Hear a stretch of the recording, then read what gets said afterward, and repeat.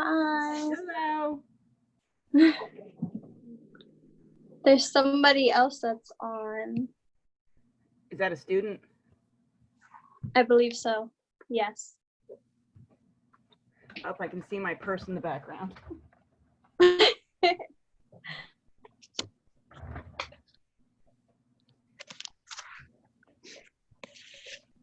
I know at some point there's going to be a cat behind me.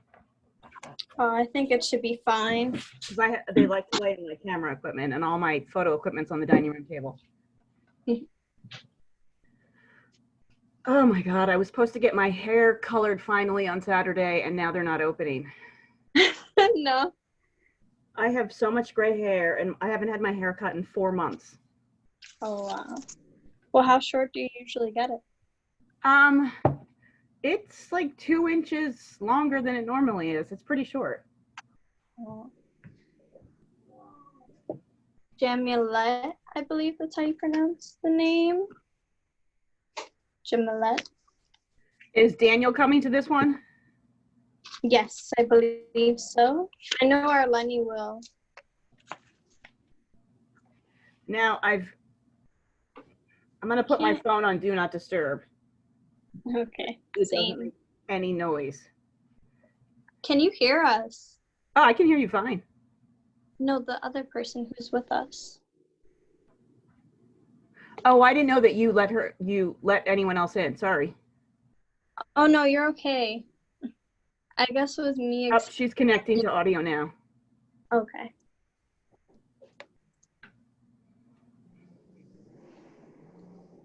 And now you're gonna introduce me, and then I should kind of give my background, right?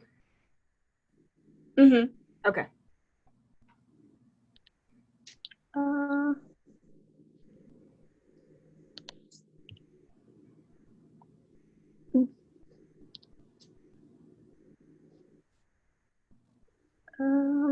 I'm trying to see if I can do something that it can connect for her. Okay. So let's see. I put her in the waiting room, then I'm bringing her back to see if maybe it connects.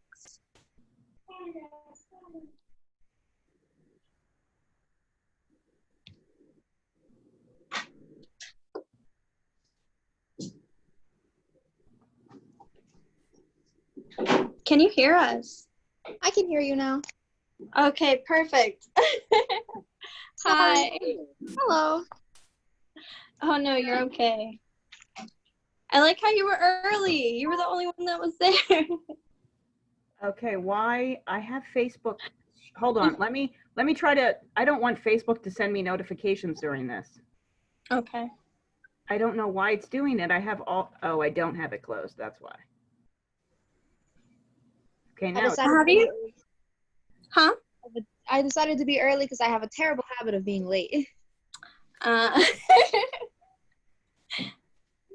do you pronounce your name? Is it Jamulette? Close. It's Jamilette. Hi, Sophie. Sophie, I'm doing something. Remember? You don't like flies? Well, guess what? It's summertime. They're everywhere. Yep. Sometimes they sneak inside underneath the door. Okay, we have somebody else coming in. Jen. How many people signed up? About 10. Good. Yeah.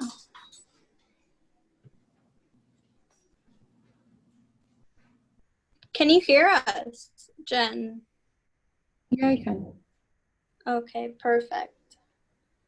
So we're just gonna wait a couple more minutes for some more people to come. Oh, we have another person.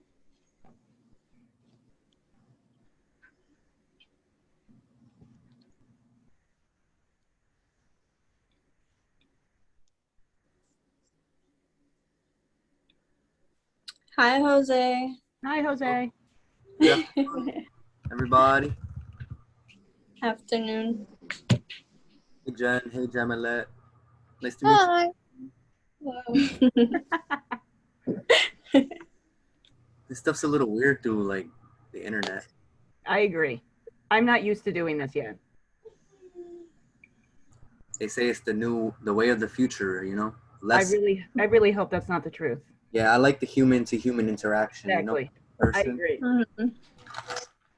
Since photography is all about human to human interaction.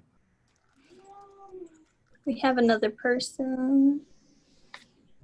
I did get a message from Miguel. He said that he's gonna be late, that he's getting off of work later than he thought or something like that. Okay. But he should just jump in on the call. So just keep an eye out around. He said 5:30. I know that's halfway over, but Okay, sounds good. You can see someone else.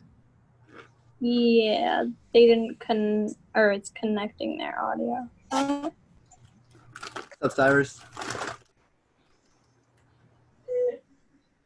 I don't know if he can hear us. I gotta fix his audio. How's your Maybe. day going, Jamalette?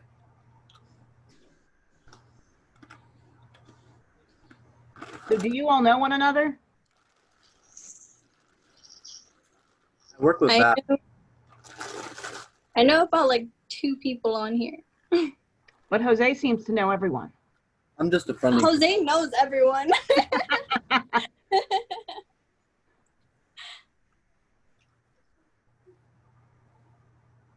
Can you hear us? Hi, Stuart. Should I be ready to take notes? I think Okay, that they're we have- recording it. Am I right? It is. Yes, it's already on recording. And a lot more people are coming What's up, on. Haven? Oh, her audio. Hi. I'd be too. Hello. Okay. Jose's here.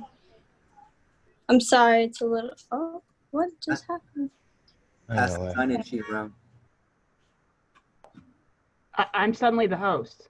Oh, Val just happened to leave on accident. Oh, What she's was- the host again. I have no idea what just happened. Yeah, you definitely don't want me to be the host Hello, hello. because I will be all screwing things. Hello, we hear you. Okay, awesome. Amazing. All right, we have a couple more people that just came on. So, 1, 2,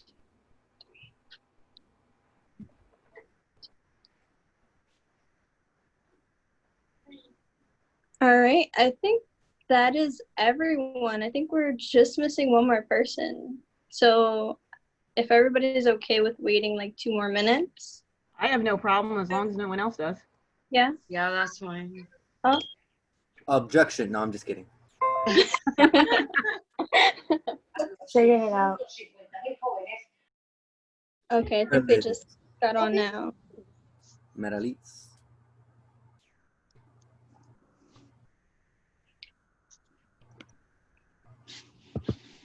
All right, I think that's everybody. Are we waiting for Daniel? And Alini?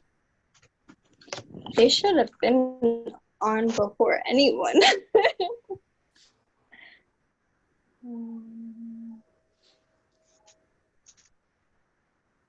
So how's everybody's day going? I haven't left the house, so. Really? I got to bathe 4 cats all by myself. What did she say? She gave 4 cats a bath. Oh gosh. That's a That must have mission. been hard work. Yeah, you may see a cat behind me at some point, so because I have cats that like to sit on my camera equipment. Oh, Yes. Ooh. It doesn't matter where I put it, they find it and they sit on it. it's just a respected seat for them at this point. Yes, they love it. My Okay. camera bags actually have footprints on them. Oh, jeez. Okay, so Daniel and Lenny are okay with us starting without them. Okie doke. Um, Well, it seems like someone else from Barrio is connecting. Am I right? Yeah. Honestly, if I'm not mistaken, that's probably what I did. Hello, guys. Okay, never mind. It's not. Hi, Lenny. I feel like I am so close to this computer. Because I probably am. So, hi, everyone. For those of you who do not know me, my name is Valerie Struber, and I am the art coordinator for Barrio. So pretty much Barrio is a nonprofit organization that utilizes the arts. And a part of my job, to give you a small summary of it, is I do a lot of different art events around the city of Reading, specifically on the south of Penn, that relate to drawing, watercolors, photography, like alleyway concerts and flash mobs,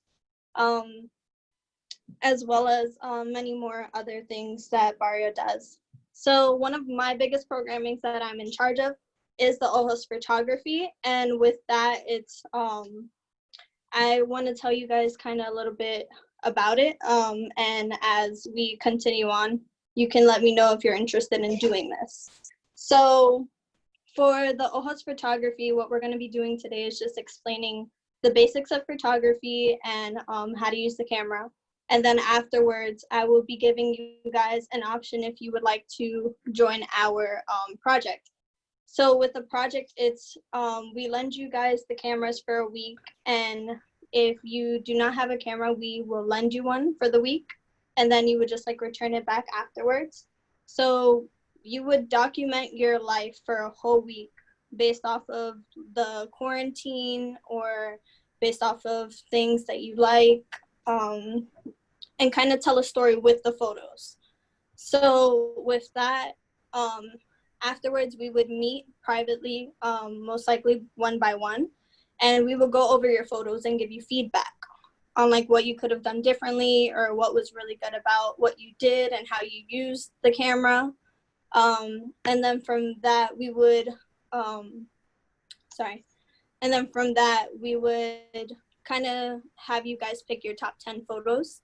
And from there, we would display them in different places. So far, we have talked about displaying them at the Salvation Army, and we have done that in the past, as well as the Southern Middle School.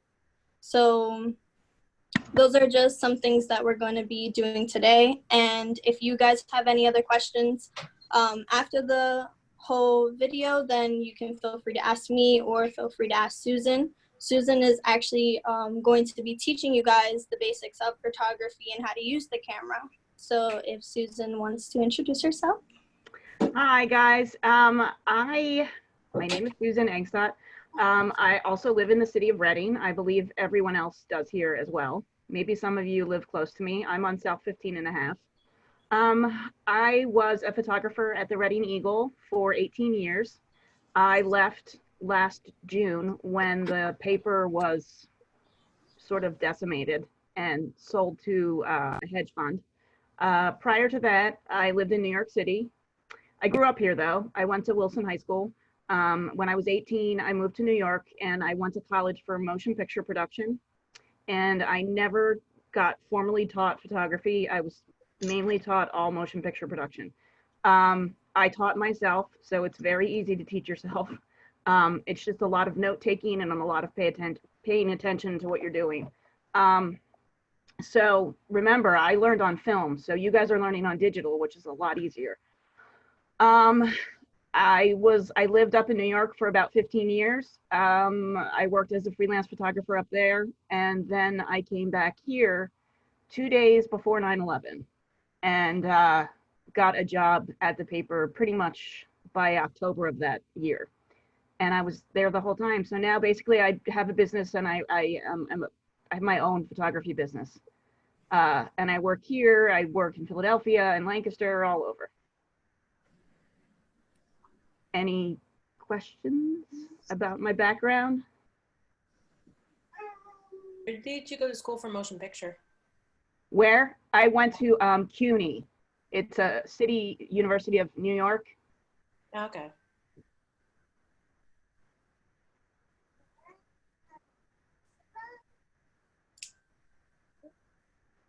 So then if nobody has any questions, I just want to let everybody know if you don't mind muting yourselves. And then as Susan asks any questions, you guys can feel free to unmute yourself to ask her any questions or answer anything. It's weird to see a gallery of faces looking at me. I don't know who to look at. Do you want me to start the slideshow? Yes. Do you have access to it? Should I? I think that you have to allow me to share my screen. Mm-hmm. You can do it now. Okay.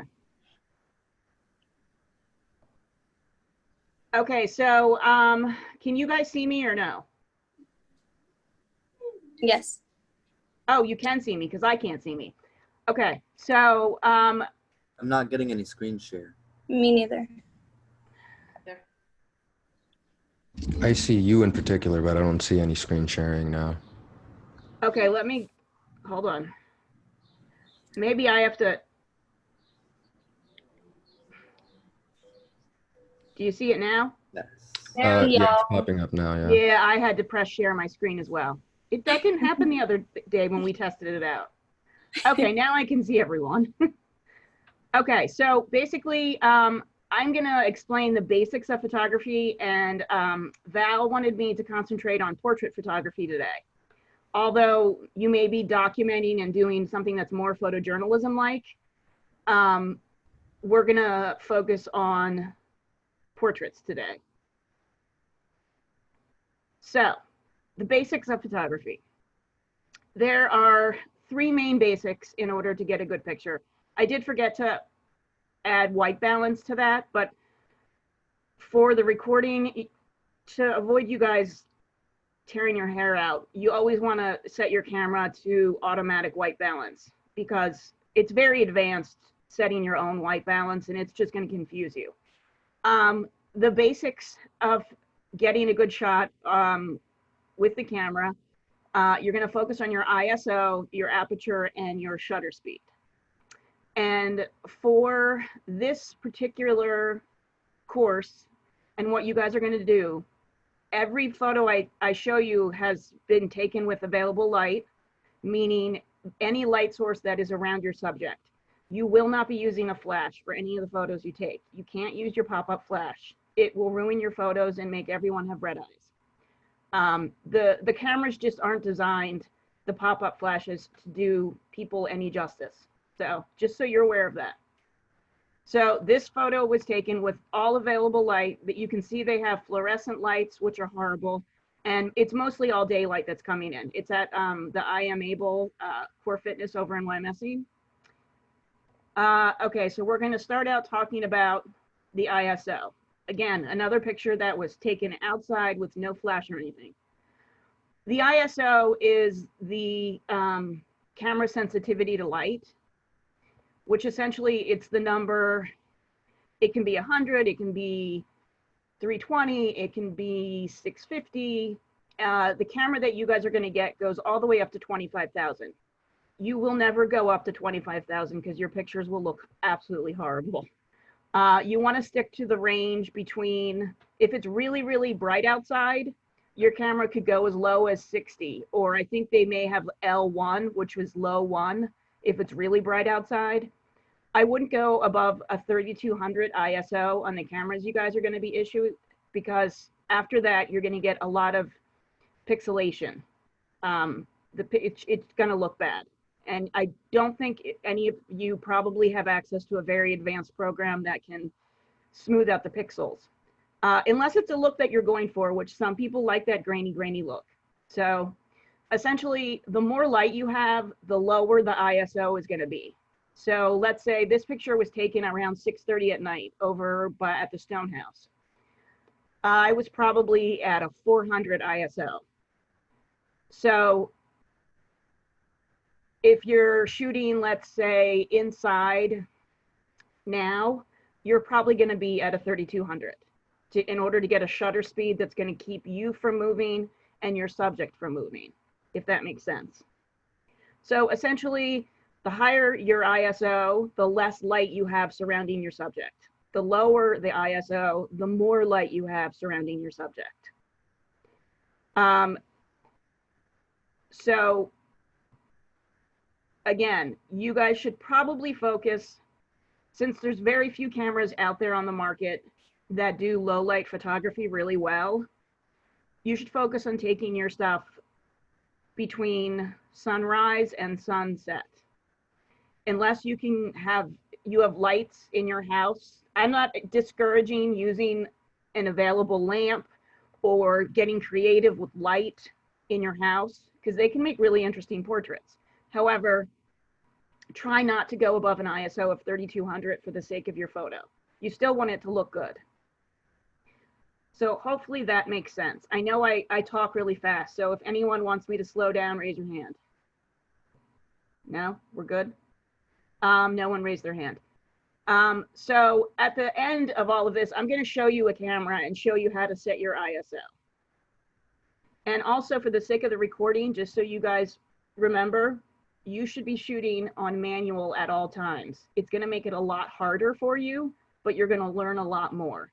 Don't set it on automatic or aperture priority or program. The camera then does all the work for you, and you're not going to learn anything. So I would suggest, when you first get the camera, get a notebook of some sort and keep notes, because you're going to be able to see the back of your screen. You have that luxury of shooting in digital, where once you take your notes, you can then look at the back of your screen and you can try to figure out, hey, where did I go wrong? And it's a huge learning experience. That's how I learned. I had a notebook because I developed my own film. Remember, I'm old and learned photography when it was only film. So just so that's something you keep in mind. So again, the ISO, if you've ever shot with film, is the exact same thing as the ASA. It is the speed of the film, or the ISO is the sensitivity of the sensor in the camera. So for recording's sake, the higher the ISO means the less light you have. The lower the ISO means it's extremely bright. So we are going to go to aperture. Aperture is the easiest thing. It's the hole that is either all the way open at a 2.8. Some lenses will go to a 1.4, but I think the camera you're getting is a maximum. The lowest f-stop is a 3.5.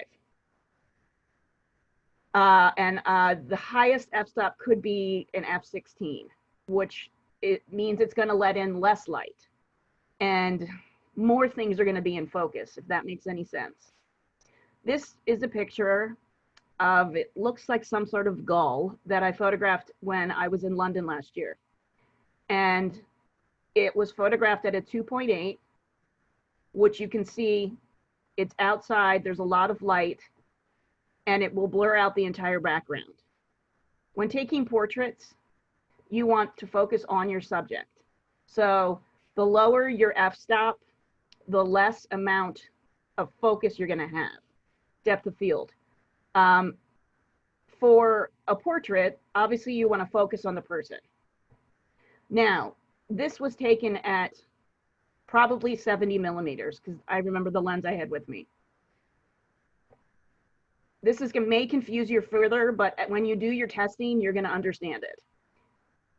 Wider lenses tend to focus on everything. Like, you notice when you take a picture with your iPhone or your cell phone, everything's in focus mainly.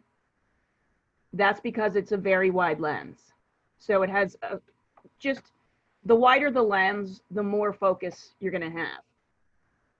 If you notice sports photographers, everything's out of focus in the background. It's because most of them are shooting with a very long lens, a 400 millimeter probably, and they're shooting at a 2.8. So they're focusing purely on the subject matter. For portraiture, you want to focus on your subject matter. That's not to say the background's not important, and we're gonna get to that. But you want the person's eyes to be in focus. Yes, I'm using the example of a bird, but the bird is completely in focus. Um, I believe with the lens that you have, it's an 18 to 55, the one that you're going to be given. It will be at a 3.5 when you're as wide as you can get, which is an 18 millimeter. As you zoom in, your f-stop is going to increase purely because that's how that lens is set up. And by the time you hit a 55, it will be at a 5.6. So more than likely, you will have to do any kind of closer photography outside, because a 5.6, you're going to need a lot of light inside to not get any shaking from the camera. Once we go to the shutter speed section, which would be next, that will explain why. But that doesn't mean you can't do it. You just have to get creative. That's where taking notes and learning how your ISO and your light source is going to affect how you use it. So essentially, the f-stop is, I don't have the lens on, the amount of the opening in the lens. The lower the number, the bigger the opening. The smaller the number, the higher the number, meaning like a 16, the smaller the opening. I know it took me a while to remember that. So some people say, oh, are you shooting wide open? When you're asked if you're shooting wide open, it means, are you shooting at a 2.8 or lower? And as you stop down, that's another term that's used a lot. That means you're going to a higher number. A lot of older photographers will tell you to shoot every portrait at an f8. I am not that photographer. I shoot almost every portrait at a 2.8 because I like the background out of focus. Okay, so now we're going to go to shutter speed.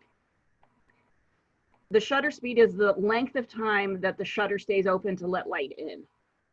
Since you're going to be shooting without a flash, your shutter speed is going to be your main control of how your light looks. Let's say you're using a flash, you would be adjusting your aperture in order to adjust how the flash looks. I know that's confusing, but I just want to say that for the recording, because for doing things outside, you're going to be more focused on your shutter speed. Once you set your aperture, which you're going to be doing manually, then you should worry about your shutter speed. That's going to control how much light is getting in. Really how much, the length of the time the shutter is open. So like this photo, where's my mouse? Was shot probably at around, it was shot in February, probably around 3 o'clock in the afternoon. And if I'm not at a high shutter speed, meaning 250 or above, this dog would be completely out of focus. There'd be way too much motion blur. I don't know if you've ever seen a photo that has like a trail to it.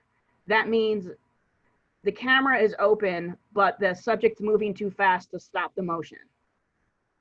So this would be something like in sports photography, the rule is you never shoot a sport lower than a 250 shutter speed, because anything lower than that, it's too much motion. Nothing's going to be stopped.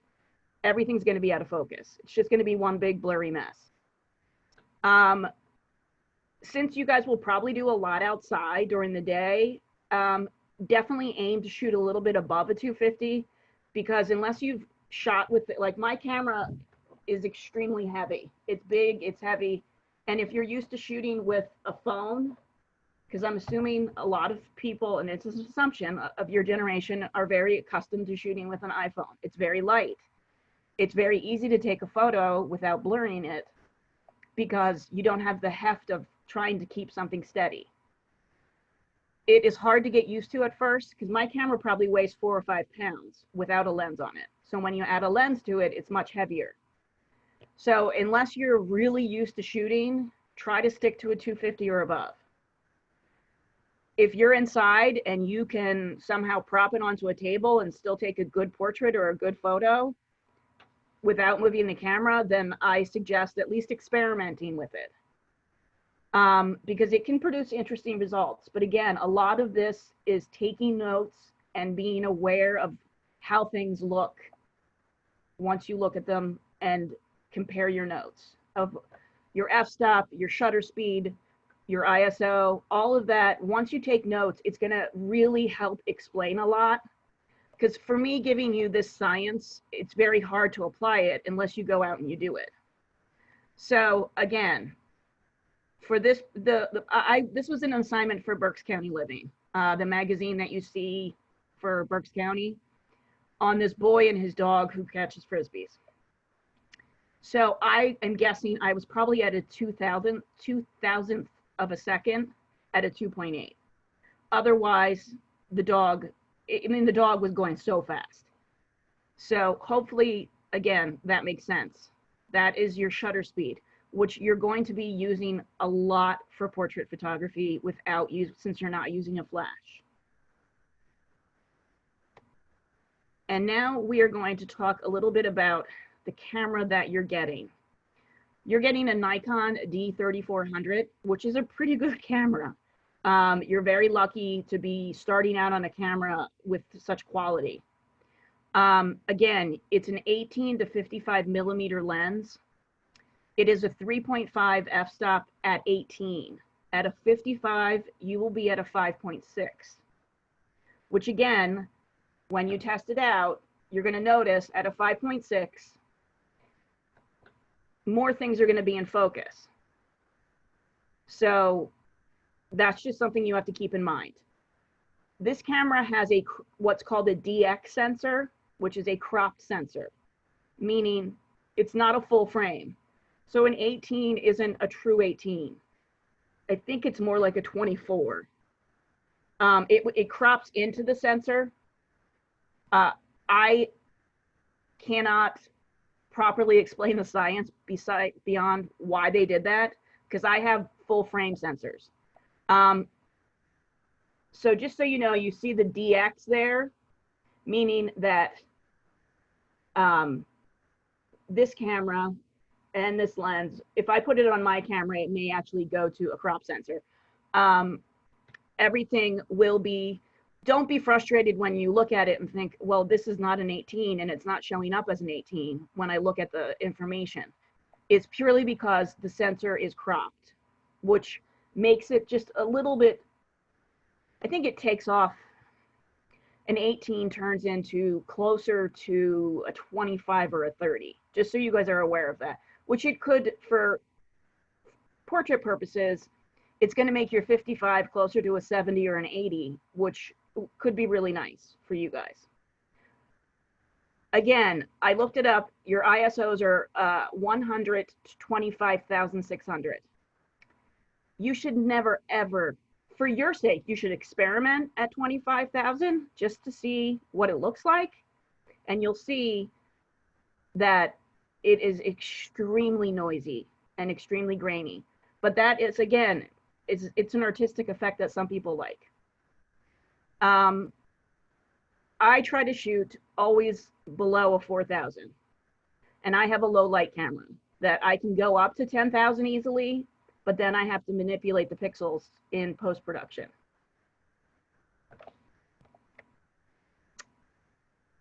Okay, so now we are going to focus on the different aspects of portrait photography.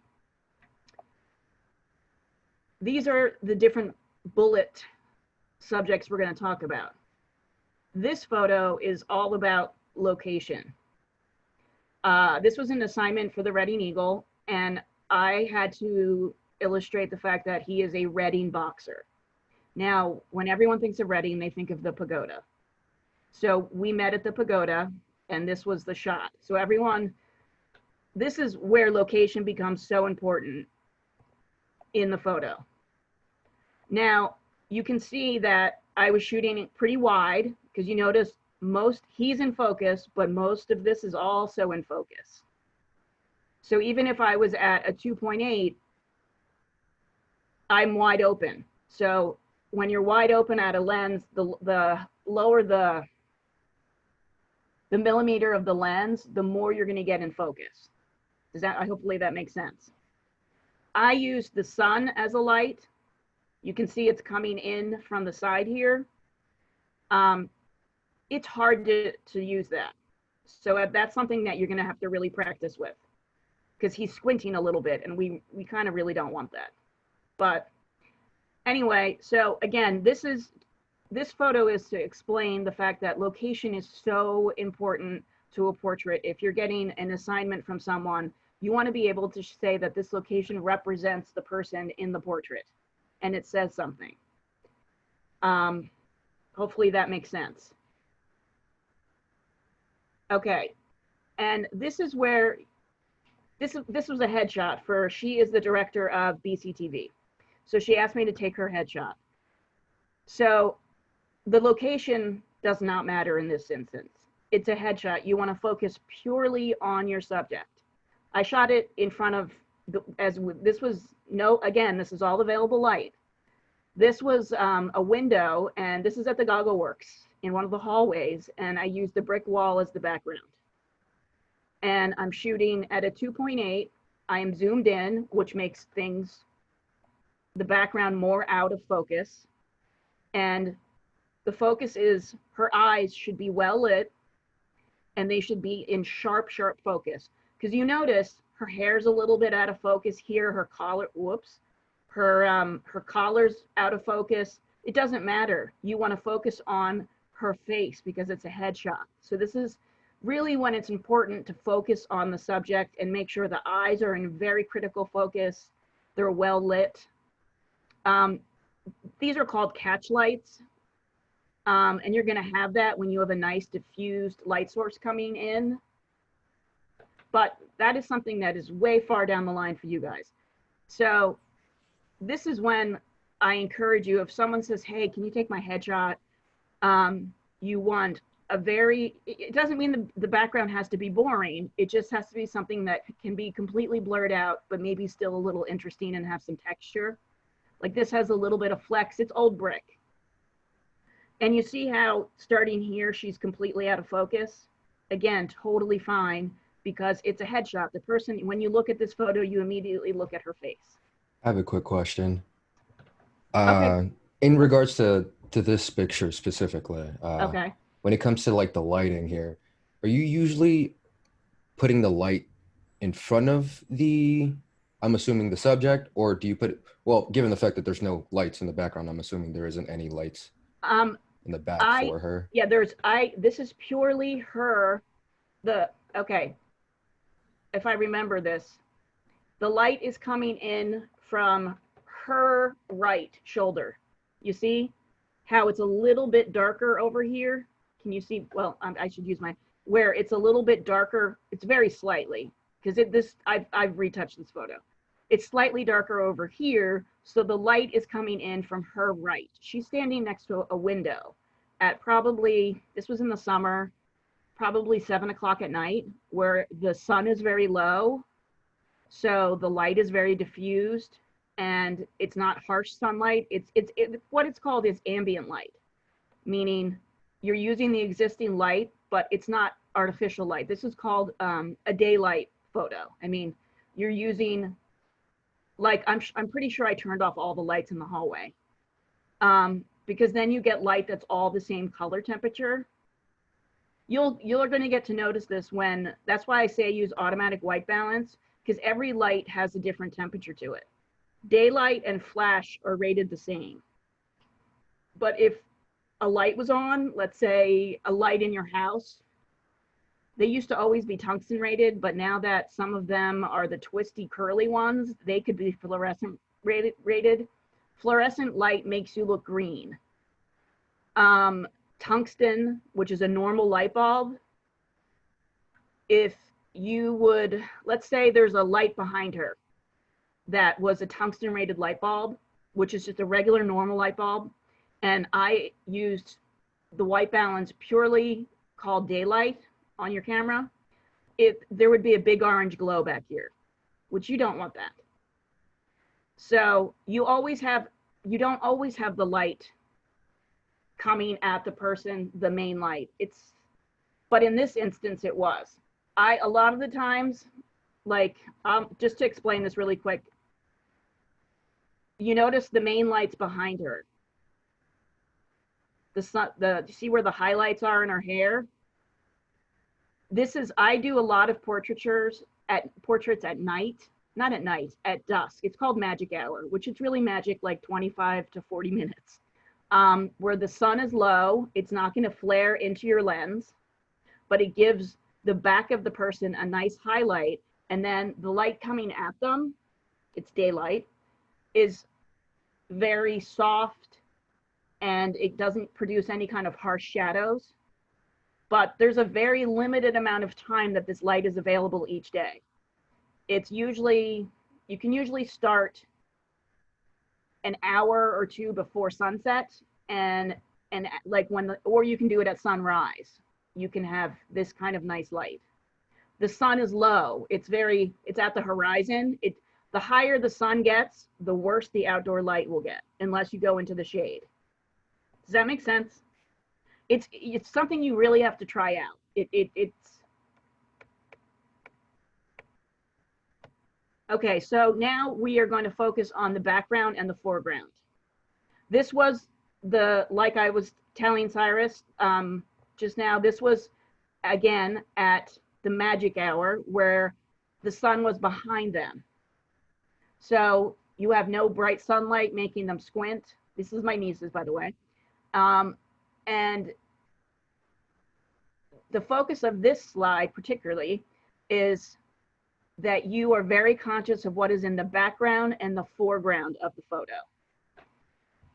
It's okay, like this photo wouldn't be nearly as interesting if there weren't sunflowers in front of them, just because the sun's coming in directly behind them. So it's going to blow everything out back there, which is fine because you know that they're in a sunflower field. So your foreground, what's in front of the person when you're really focused on your location, is just as important as what is in the background. Because if I didn't have these sunflowers in the foreground, you wouldn't be like, oh, they're in a whole field of sunflowers. You may just think that, oh, there's a few sunflowers behind them. Does that make sense to everyone? So when you're taking a portrait, I learned early on at the Eagle, because I tended to forget where I was sometimes, you really have to look at your background. You don't, like, let's say there was a tree coming out of their head. I've done this a gazillion times, and you really pay for it. And you're not far away from that tree. It will look like a tree branch is sticking straight out of someone's head. You don't want that. You don't want them to look like they have an antenna coming out of the back of their head. It's so important for you to focus on your foregrounds and your backgrounds to illustrate. It gives so much of the personality to the photo in addition to focusing on your subject. That's something that takes a while, because to this day, I will still get a tree sometimes coming out of someone's head. And because I get so excited about something and then I forget to look at the background. And at the Eagle, when I was given assignments, and to this day when I'm given assignments, usually they're very specific. This gentleman, you may have seen his name around town. His name is Alan Schumann. He owns a lot of the property. He owns the Abe Lincoln Hotel, which is now the apartments. Well, this is an old building. It used to be a bank. It's on South 6th Street in Washington. Now, my assignment was to photograph him in the building that's all run down. So while this isn't pretty, the focus and the goal of the photo was to show that he is redoing this horribly torn down building. So I made sure to include the fact that this is all paint chips. The paint has all chipped out of the wall. You can see this was where it was. It's gross. But again, I didn't use any artificial light. This is the only light for this photo is coming in through this window to light him and coming back here through this window. So window light can be used really, really well as long as you put the person that is lighting them from the side. Never put the person's back to a window. That's another thing that's very important, because all you're going to do is have a huge white background and it's going to look like crap. So when you do take a portrait of someone, have a goal in mind. Like, what do I want to show this person? Like, am I showing their personality? In this case, I needed to show the fact that the bank was a mess. And it came across that way. So hopefully that makes sense, that if, like, let's say you're going to photograph one of your friends that is a dancer or a singer. You want to make sure the photo shows that they're a dancer or a singer. You need to incorporate, even if you have to use props. And another huge goal of portrait photography and any kind of photography, even like if you're going to document your life, is to show people's personalities. This was a Mother's Day portrait I took for the paper.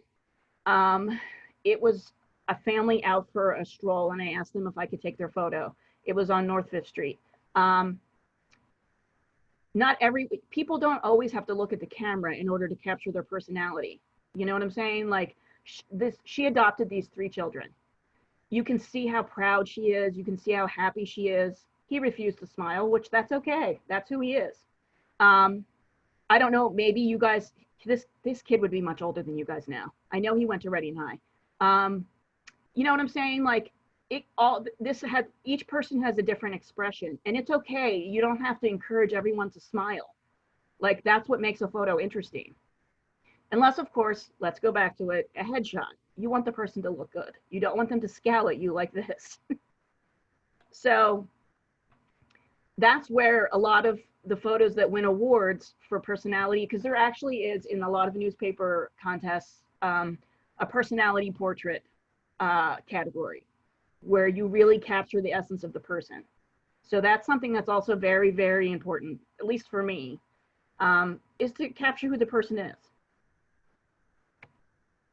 And now, again, we're going to go back to lighting because I think that we've pretty much been through all this, but this is a portrait to show off the person's, it was for a section of the paper called floor plans. So the goal was to show her house and to show her in her house. It's a very old, I think, colonial house. Now, the only 2 sources of light were a window that's to her left, and when looking at the screen to our left. We can't see the window, but we can tell by the trajectory of the light that the window light is coming here and ending where it's kind of molding her face. And now we're using this light to just add a little bit of window light that's going to give some depth to the photo and give a little, well, the window light is highlighting these chairs, but you want a dark space here. It would just be kind of boring. There'd be no depth to the picture. Having this back here exposed for the same light you have on her face, you can look into the photo. It's not, again, foreground, background. This is your foreground. Sorry, I have to use my mouse. This is your foreground. This is your background. You don't want a flat photo. You wouldn't want to take her sitting with her chair right in front of these pictures because it would just be completely flat. That's something that you always want to be able to look into a photo as if it's 3-dimensional. You don't want it to be 1-dimensional. You don't want to put a person up against a wall, unless it's a headshot for a business like I showed you before. I hope this is making sense to you guys because it's a lot of information. Again, no flash was used here. This is all available daylight coming in through windows. And her eyes are still well lit. This could have been a little darker, but now we're going to go on to posing. This is a gentleman who does a lot of the murals in West Reading. Now, I believe that people should be given the ability to naturally pose at first. I try not to pose people because sometimes I'm taking portraits of people I never met, so I don't know them. Like I told him to pose how he would feel comfortable, and that was his pose. Normally, I would say don't have the person directly looking at you, but it works in this sense. It shows the paint on his pants. He looks like your stereotypical artist, you know? He's in front of one of his own murals again, so you're using the foreground and the background. His picture's a little flat, I mean, but you can still look into it because there's an interesting background. And again, this was probably at 2 o'clock in the afternoon in the shade. So again, try to let the person behave as naturally as possible before you start manipulating how they should look, if that makes sense. I mean, always try to make it that they're not looking directly like I always say like a mugshot directly at the camera. But in this sense, the looking directly at the camera works. They don't have to necessarily be angled. Like I would always try to angle a person with one shoulder closer to the camera than the other. But that's something you have to play around with, and every single person is different. And I think we're on to the question. I know I went probably really fast. I don't even know what time it is. Oh, 45 minutes. That was right on how we planned it. Well, it's gonna be okay. I am going to be sending this video to everybody through email, so they would have it. Okay, and just so you guys, this picture again, it was taken in the evening, right before the sunset. No artificial light whatsoever. And yes, I like photographing animals. So now I'm gonna stop sharing my screen and show you guys. We're gonna have questions, but I think they wanted me to go over how to set your settings. Let me see, hold on. On the back of the camera, I don't know how the camera that you're gonna get is gonna look. This is a Nikon D4S. A lot of the setting buttons are on the back here. Can you guys see this? Like this button would adjust your ISO. This button is your white balance, which just keep it at A. It's gonna make your life so much easier. The lighting color is not gonna be perfect, but it's gonna be as close as possible. Trying to manipulate and set your own lights, set your own white balance, I don't do it all the time. Because I did it the other day for fluorescent lighting, and it ended up looking blue that I had to correct it in post-production anyway. So the camera isn't all that great at predicting white balance with these settings, because they have like a fluorescent setting, a tungsten setting, a daylight setting. I personally try to avoid them unless I know I'm in a room that's all fluorescent lighting, or I will set my own white balance. But again, if you want to try it, to set your own white balance, you would press it and then go to where it says D1, and then you can manipulate it. But for when you're just starting out, keeping it on auto is going to make your life so much easier. And then to set your camera on manual, which you guys should do because that's the only way you're going to learn, there should be a mode button, and you press the mode button, and then there's going to be a dial here that you can switch it from program, aperture priority, shutter priority, and manual. You want to be on manual. Did someone just fall? No, Miguel did not fall. And what else? There is also going to be buttons to change your f-stop and your shutter speed. And they are the dials. This, I think the dial on the front changes your, I don't know if you can see it. The dial on your front changes your f-stop, and then there's a dial on the back that will change your shutter speed. But again, that is something that you're gonna have to play around with the camera, because Nikon doesn't make their cameras consistent, unfortunately. I have two different kinds, and they both have the buttons in all different spots. So that's something that, are they gonna get a manual with the camera? Or you can even look it up online, where it'll probably give you a list of where all the buttons are, a diagram. Because this camera isn't gonna be like the camera you're getting. They usually tend to all be different. And I don't know why Nikon does that, but they do. Again, I think nowadays everybody kind of just goes on YouTube and looks everything up too. You know, I still do it. Like if I have a shoot that I have royally screwed up, and I shoot on RAW. I don't think you guys should shoot on RAW because the files are too big. And I think, oh God, I don't know how I'm gonna fix this. I still go to YouTube and look up fixes. But now, does anyone have questions? I know that we wanted to open it up for questions. And I apologize. I am a very quick, fast talker. I lived in New York City for a really long time. I was